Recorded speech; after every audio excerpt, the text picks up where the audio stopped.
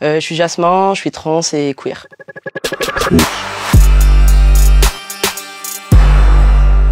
Je suis pas en accord avec le genre qui m'a été assigné à la naissance, qui du coup était un genre femme. Je me reconnais pas non plus dans l'identité d'homme et du coup je suis trans.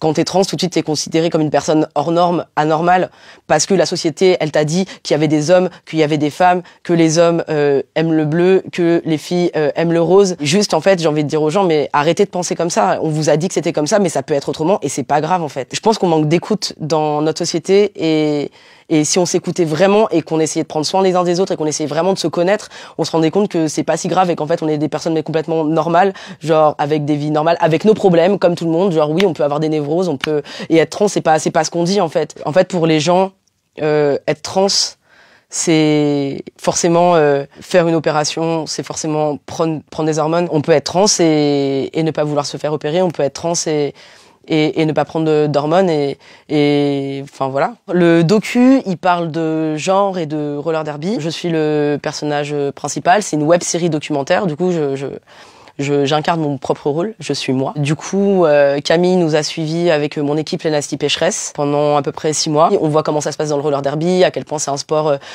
féministe, aussi où il y a beaucoup de sororité.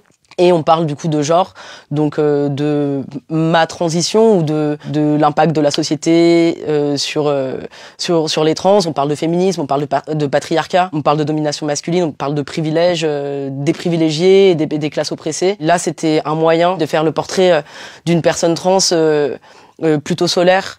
Ce qu'on voit d'habitude dans les médias ou à la télé, c'est que c'est hyper difficile et ça veut pas dire que ça l'est pas, mais que du coup de montrer que enfin on pouvait être trans et aussi avoir une vie, avoir des amis et être soutenu, et que ce soit aussi une façon pour on va dire les bébés trans ou les personnes isolées de se dire qu'en fait ils sont pas tout seuls et que c'est pas anormal quand on se pose des questions sur son identité. Il faut que les gens y réfléchissent plus et apprennent à déconstruire et à écouter les personnes qui sont en train de leur parler. On n'est pas là pour faire chier, on n'est pas là pour enfin après si ça leur renvoie un truc négatif chez eux ou que ça les bouscule trop dans leur propre genre ou dans leur propre identité et que parce que eux ils sont enfermés dans des normes et dans des cases, bah je suis désolée pour eux mais en fait qui m'empêchent pas de vivre et qui m'empêchent pas d'évoluer.